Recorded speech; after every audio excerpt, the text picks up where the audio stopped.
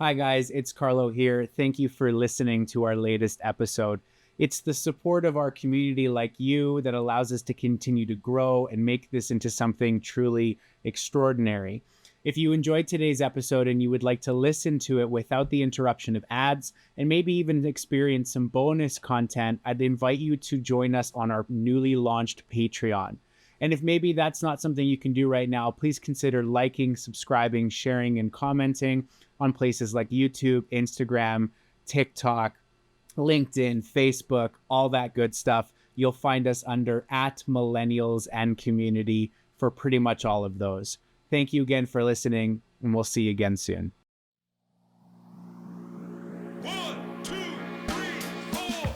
Welcome to another episode of InfoM.A.C, brought to you by the Millennials and Community Podcast. On this week's episode, Matt and Carlo discuss the TikTok ban that recently passed a vote in Congress down in America, why this can be a sign of greater things to come, whether the TikTok ban will actually happen, and how if it does, the world will probably keep on spinning. Thank you for being part of our community. Hey there, guys. Welcome to another InfoM.A.C. If this is your first time joining us, InfoM.A.C are small, bite-sized episodes designed to bring you some of the world's current events, things that we should be exploring, understanding, and questioning as millennials. So we're going to bring you some fun topics really quickly, hoping it elevates your understanding and makes you wonder a little bit more about what's going on in the world around us.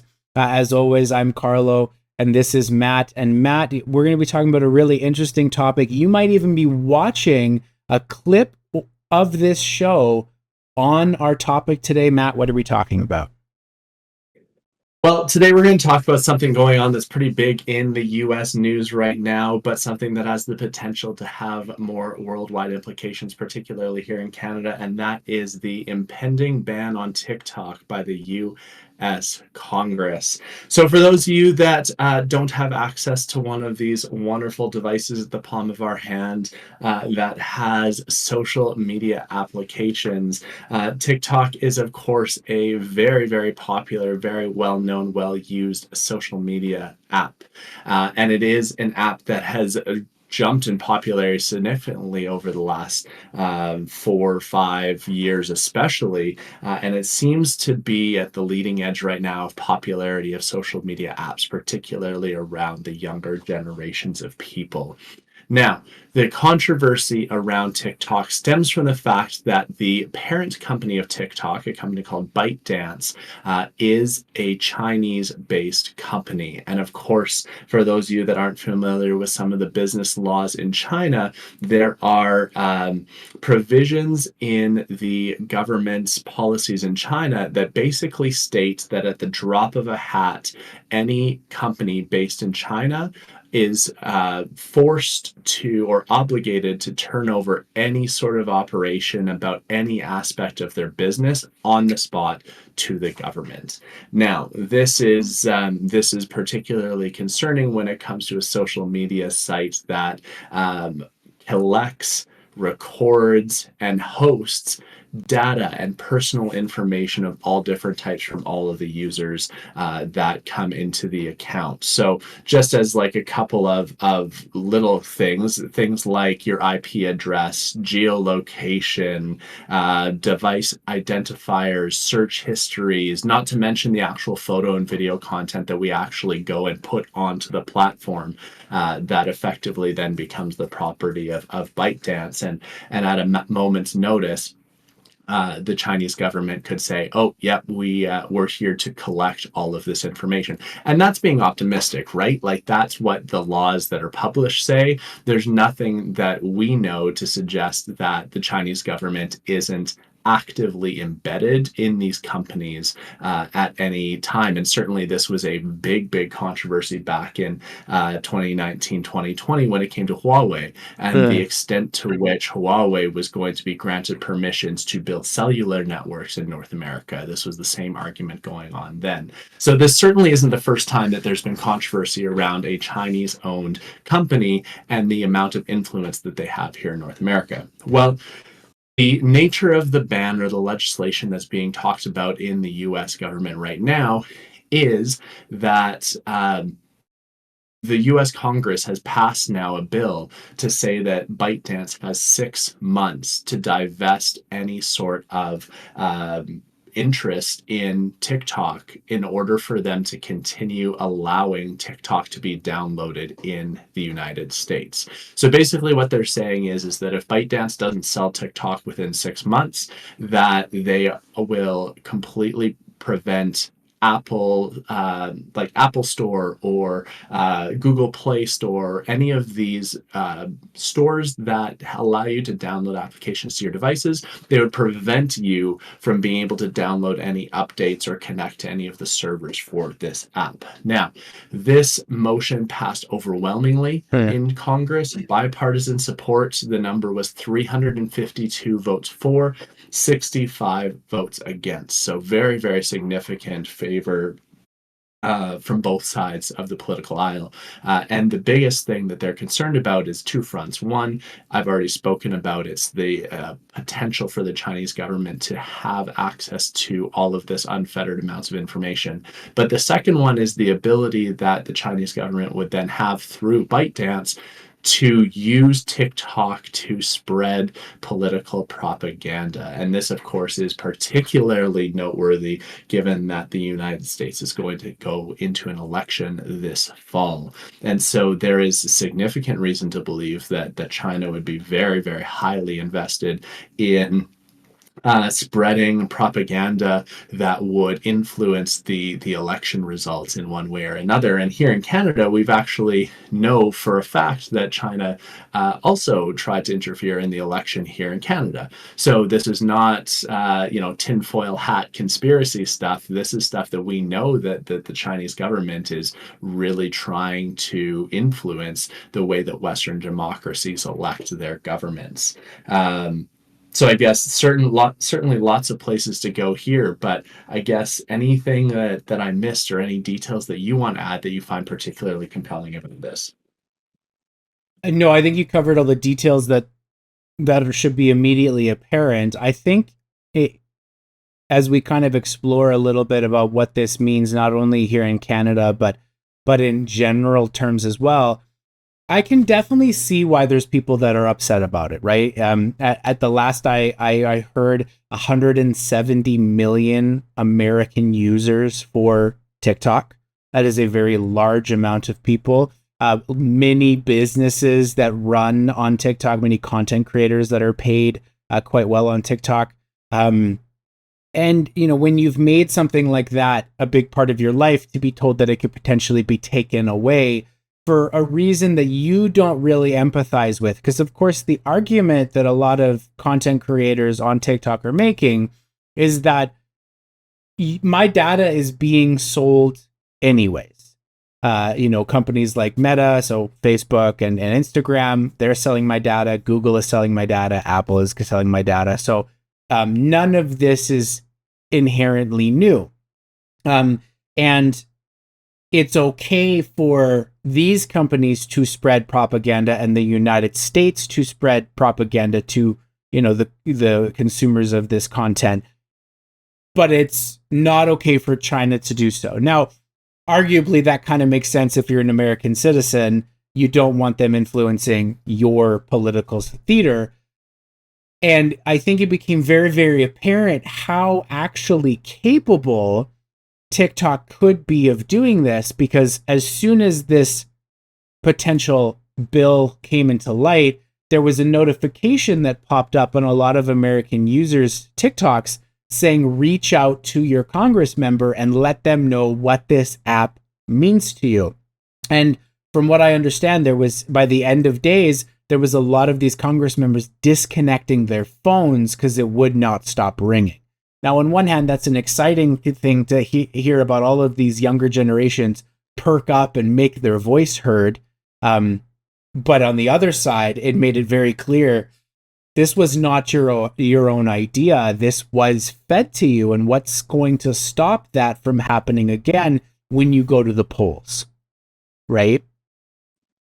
What you're saying to me is so deeply ironic because So this isn't the first time that the U.S. government has tried to ban TikTok, and in fact, in 2020, then President Trump, tried to ban TikTok by the use of an executive order, and the executive order was written in such a way that it was going to immediately within 45 days, I think, which is kind of a relatively standard term for an executive order to take effect, I think, but within 45 days was going to ban the download or use of TikTok in the United States.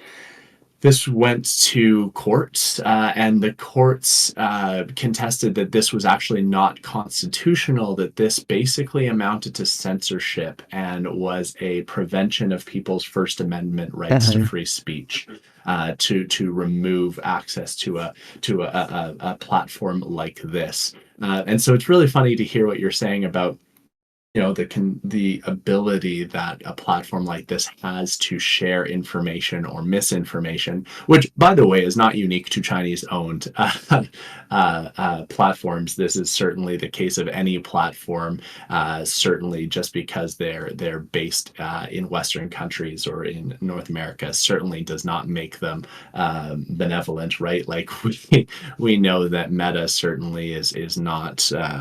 Their hands are not clean in terms of the ability or the capacity to spread propaganda. However, the idea that the whole premise by which the first attempt at banning TikTok was shot down was because of an issue with censorship and prevention of the First Amendment. It's funny to think that now that instead, we have incited people's free speech by having TikTok as a platform, asking its users to advocate for its survival. Yeah. Yeah. I think that one of the big reasons that people are viewing this and really tackling down this idea of censorship is because when you look at the stuff that has preceded this, and what I'm referring to in specific is there are a clip on social media of various Congress members questioning the CEO of TikTok. And the questions are stupid, right? It makes it very apparent that these people don't really understand even just the basic of how your phone might work or the permissions of apps might work. So questions like, does TikTok access the home Wi-Fi network?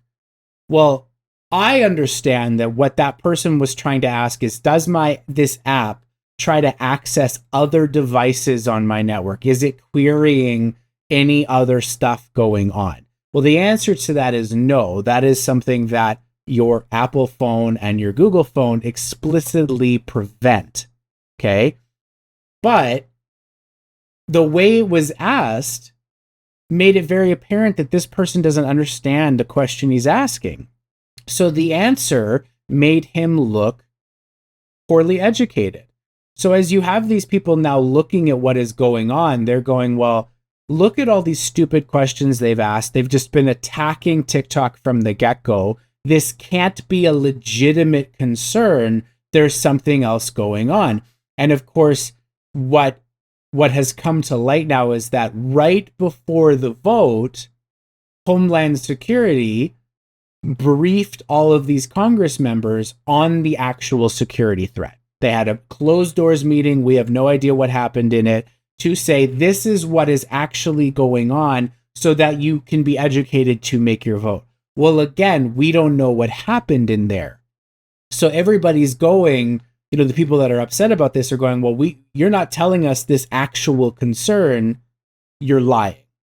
So again, it becomes, are you lying to us to spread misinformation to us in this way so that you can get rid of it for another reason, to shut down our free speech, to take away our organization, to whatever it may be? So it's very difficult when you're working in this world of kind of espionage in a smaller way of kind of putting it, because the government's not going to tell us the security threat that makes it aware that there's an actual security threat, and ByteDance isn't going to tell us what they're actually doing. So as a whole, the users of this platform are in the dark, and there's no way out of that dark. They kind of just have to go off of what they feel and what, they're gathering from the information being passed around.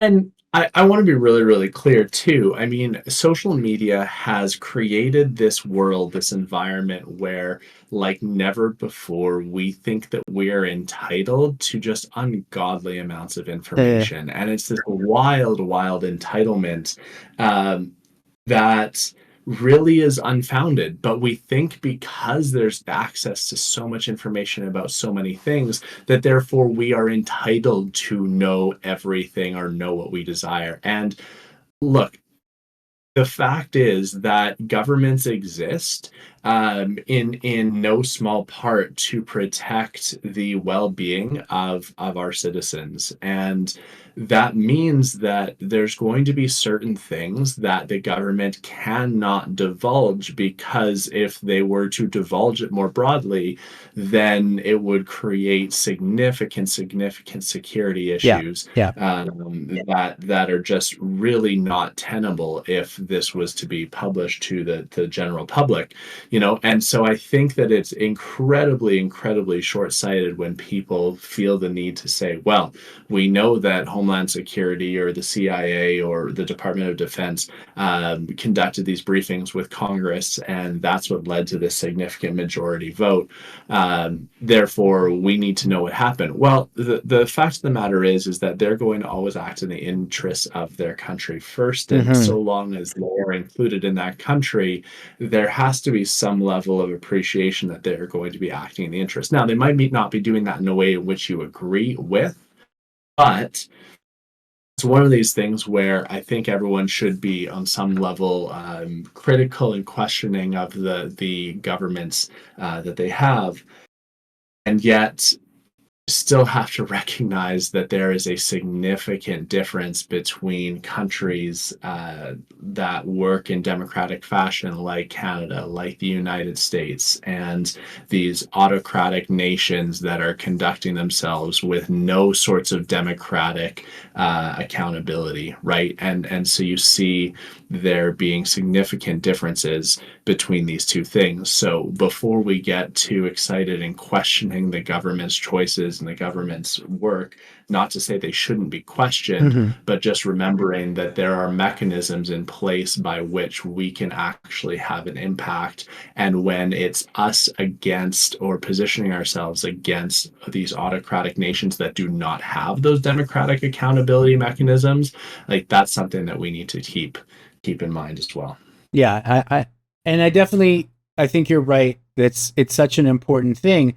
And I think that the greater concern that I have is this idea that, you know, without social media, I think social media is very empowering for a lot of people. I look at us right now, you wouldn't be hearing our voice probably if it wasn't for social media. It is a very empowering thing. The problem is it is not without its flaws, right? And one of those being security, your information, what is done with your content. Because once we put this up on TikTok, it no longer belongs to us. It belongs to TikTok. It belongs to Meta.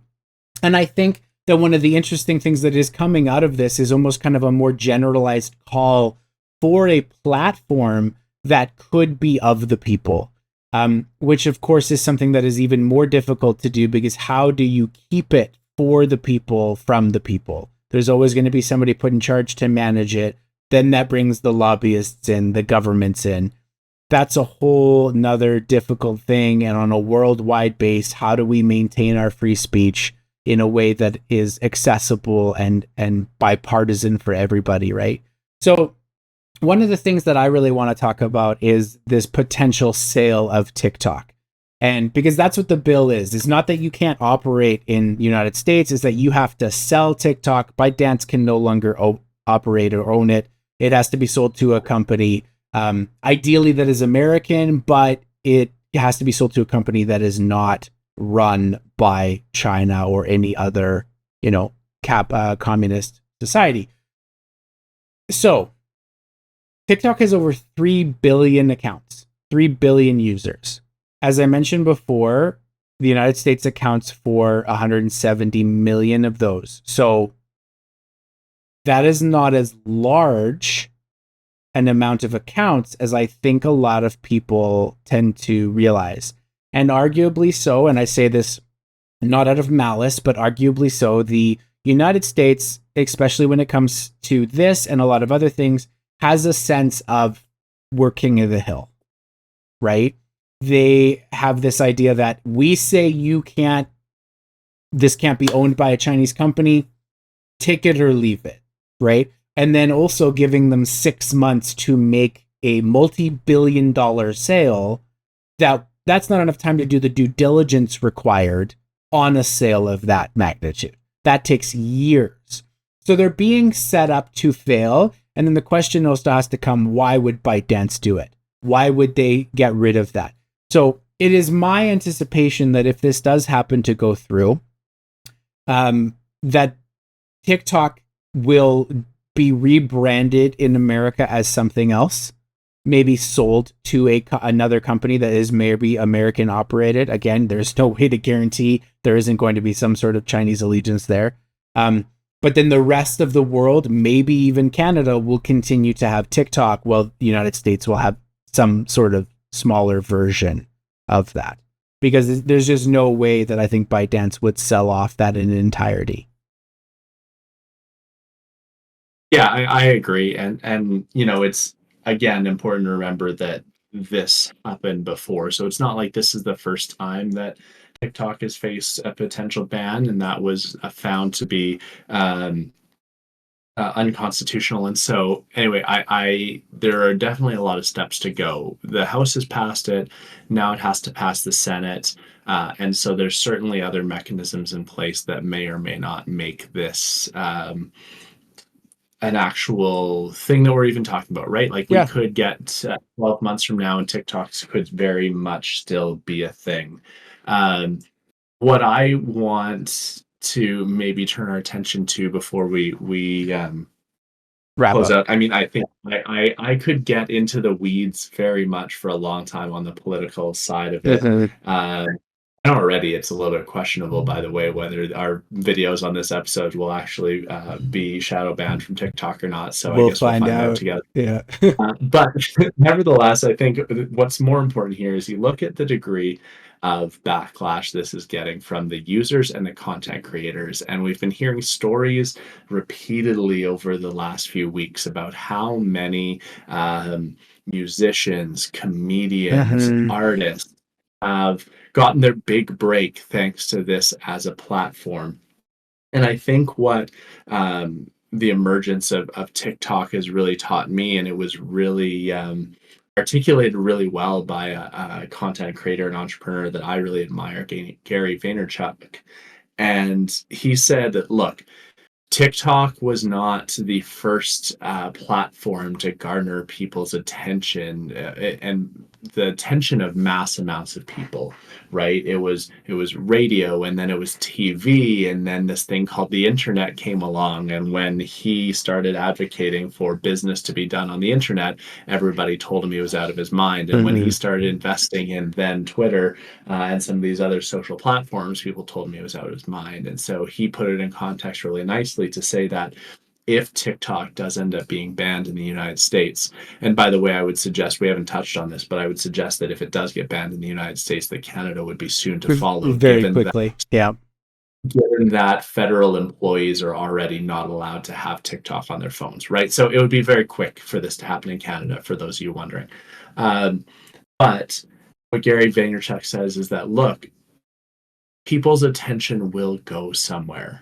And so it just creates a really exciting opportunity for content creators to be at the new place where people's attention is going to go quicker than the audience. Because every time one of these new platforms has started, the people who've been the most successful largely are the ones that are there first, because they have the opportunity to become embedded into the algorithms, or they're there before the algorithms really take hold. And so there's more opportunity opportunity for organic growth, organic viewership, and organic ways to gather attention. So it's really important to remember that this will not be the only way for you content creators out there to share your messages, share your gifts, share your art with the world. There will continue to be ways and mechanisms and platforms. You just have to be open and adaptable and willing to do the work to share the message in the way that's best for your audience and for you. Yeah, and I think one thing that I'd like to point out, and this is going to sound very self-serving because we are content creators, but I think we've relied on these platforms to appropriately compensate our content creators. The idea of that I can receive all of this content for free and never have to pay a dime because I know that TikTok or Instagram are paying from their ad revenue, has created the environment I think we're in right now, where without the platform, we're effectively sentencing that content creator to start from square zero again. So if your favorite content creator has Ko-fi, Patreon, or some other way of supporting them, where if you were going to do it through TikTok, maybe do it outside of TikTok, outside of the social media platform. Not only does that more than likely guarantee a majority more of that money that you're willing to give goes to the actual content creator, but I think it would lessen the content creator's dependency on that actual platform. And I think that's where a lot of this uproar is coming from. A lot of people that are scared, especially if their sole income is from something like TikTok. And I think it brings up this even greater idea of like, well, if they're going to take away this one, they're going to take away the next one and the next one and the next one, right? So like Matt said, it doesn't matter where we congregate. It doesn't matter where we spread our voices. The important thing is that we do, and that we support the people that are willing to put themselves out there and are doing things that are of benefit to other people. So if you have a content creator you like, please support them. Make them know that through all of this, you're going to continue to support them no matter where they are. I think that's probably one of the big things I would take away from all of this. Yeah, totally agree. And just like anything else, when you see these headlines of TikTok ban, go and do the work, do the research. And by the way, maybe if the headline of TikTok ban is the headline that's shocking you, maybe the best place to get your information is not on TikTok, right? Because you got to remember too that everything is interested in its own survival. And so the information that you're seeing on TikTok probably isn't the least biased information that you're going to access. So once again, just like we'll preach time and time again, do the work, read past the headline, understand the reasons and multiple angles, and come to a conclusion when and only when you've done the due diligence to understand your way around certain issues. Yeah, agreed. All right, guys, this is going to be another episode of InfoM.A.C. Thank you for joining us for this bite-sized bit of news and current events. We hope you learned something today. We hope we've given you something to think about. If you have any questions, concerns, or comments, contact us on social media. We'd invite you to join our Discord. Links are in the episode description. Let us know your thoughts, your stories, and if you have an idea for a topic you want us to cover in the next InfoM.A.C., please let us know. We're always open to suggestions. Thank you guys so much, and have a great evening. Take care, everyone.